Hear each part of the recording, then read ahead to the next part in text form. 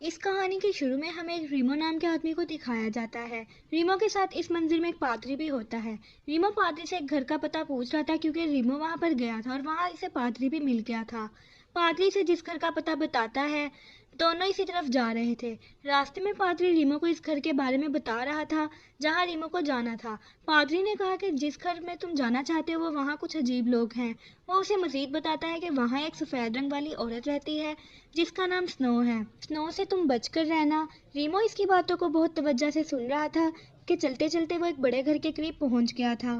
گھر کے باہر ایک آدمی ملتا ہے جس کا نام فارمن تھا۔ فارمن اس کو خوش آمدید کہتا ہے اور اسے اپنے ساتھ گھر کے اندر لے جاتا ہے۔ فارمن اسے کمرے میں لے جاتا ہے اور کہتا ہے کہ تم کپڑے بدل لو، میں اتنے تمہارے لیے کھانے اور چائے کا انتظام کرتا ہوں۔ ریمو اس سے کہتا ہے کہ وہ کافی دور سے چل کر آیا ہے، وہ تھک گیا ہے، اسے کچھ آرام کرنا ہے۔ فارمن یہ سن کر چلا گیا۔ اتنے میں ریمو کی نظر کمرے میں لٹکی ایک عورت کی تصویر پر پڑی جو کافی خوبصورت تھی۔ ریمو اسے دیکھ رہا تھا کیونکہ ریمو کو وہ اچھی لگ رہی تھی۔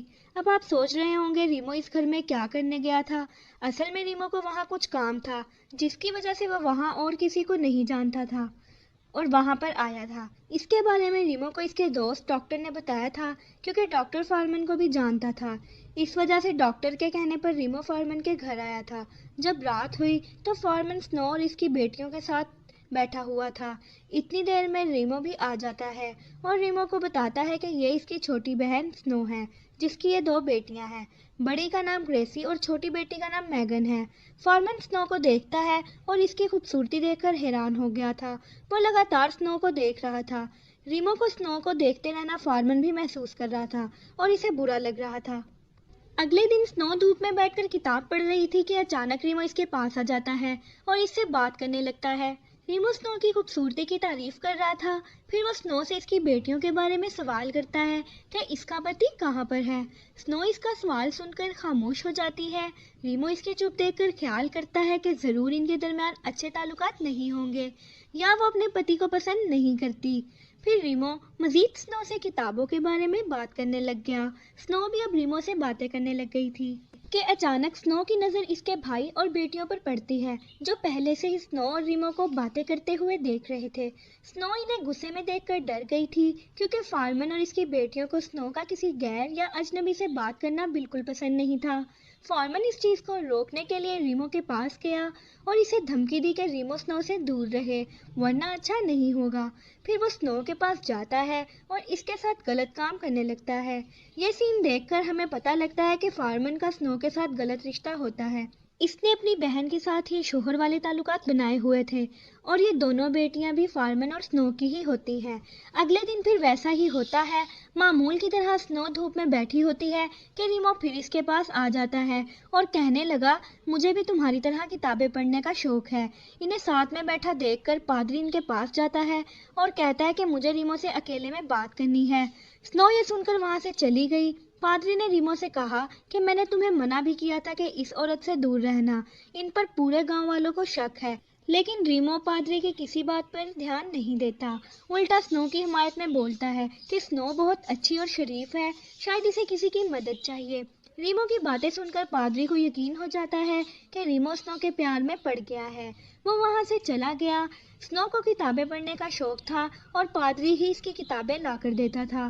پھر ہمیں فارمن اور سنو کو دکھاتے ہیں جس میں فارمن سنو کو دھمکی دیتا ہے کہ اگر ریمو اور سنو کی نزدیکیاں اور بڑھی تو وہ سنو کو مار دے گا۔ سنو اس کے کسی بات کا جواب نہیں دیتی۔ فارمن سنو کی خاموشی دیکھ کر سمجھ گیا تھا کہ سنو اب شاید اپنی ہی مرضی کرے گی اور وہ وہاں سے چلا جاتا ہے۔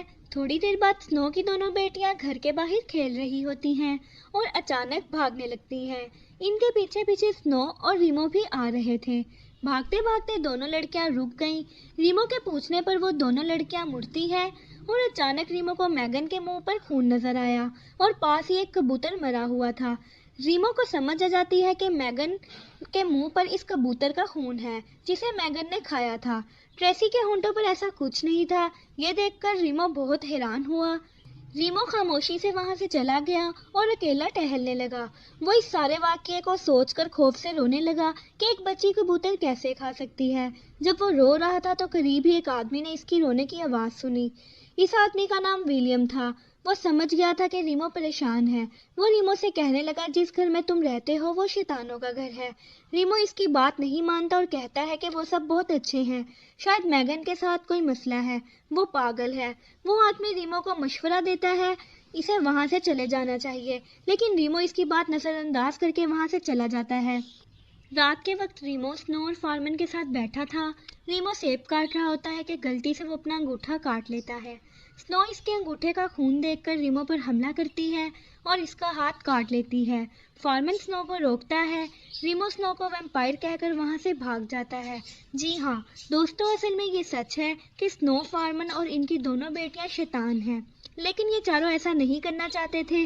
وہ چاہتے تھے کہ وہ بھی انسانوں کی طرح ہو جائیں، اس لیے وہ خود کو کافی حد تک شیطانی کاموں سے روک رہے تھے کیونکہ وہ انسانوں کی طرح رہ رہے تھے۔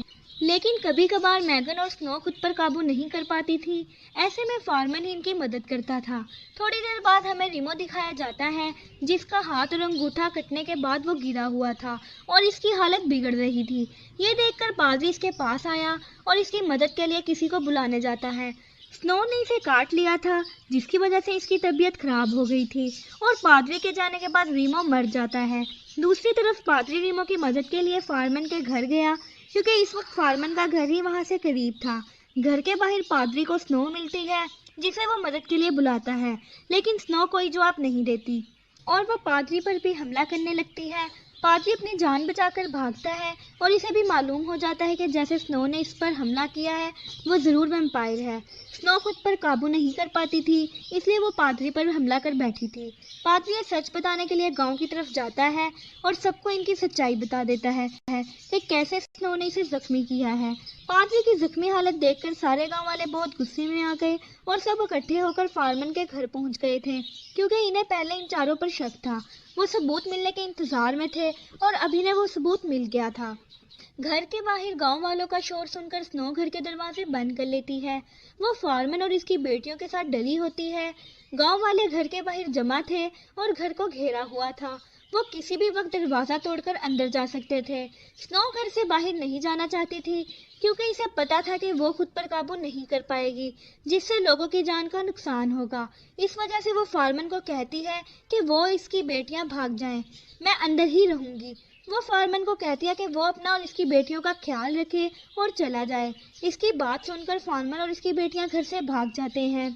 اتنی دیر میں گاؤں والے گھر کا دروازہ توڑ کر اندر چلے جاتے ہیں اور سنو کو پکڑ لیتے ہیں۔ وہ بہت غصے میں تھے کیونکہ اس نے ریمو اور پادری پر حملہ کیا تھا۔ گاؤں والے سنو کے کپڑے پھاڑ دیتے ہیں اور اسے باندھ کر لٹکا دیتے ہیں۔ اس کو بہت مارتے ہیں اور پھر اسے جلا دیتے ہیں۔ اس کی دردناک موت دیکھ کر گاؤں والوں کا غصہ ختم ہو جاتا ہے۔ پھر ہمیں کچھ وقت آگے دکھایا جاتا ہے جب سنو کی دونوں بیٹیاں جوان ہو گئی تھی اور فارمن بوڑھا ہو گیا تھا۔ پہلے فارمن سنو کے ساتھ ناجائز تعلق میں تھا، اب وہ اس کی بیٹیوں کے ساتھ وہی کچھ کرنے لگ گیا تھا۔ وہ زندہ رہنے کے لیے خون پیتے تھے اور آپس میں غلط کام کرتے تھے۔ جیسے سنو اپنے بھائی کے بچوں کی ماں بنی تھی، اس طرح اب سنو کی بیٹیاں بھی اپنے ماما یعنی اپنے باپ کے بچوں کی ماں بن جاتی ہیں۔ اس کے ساتھ یہ کہانی ختم ہو جاتی ہے۔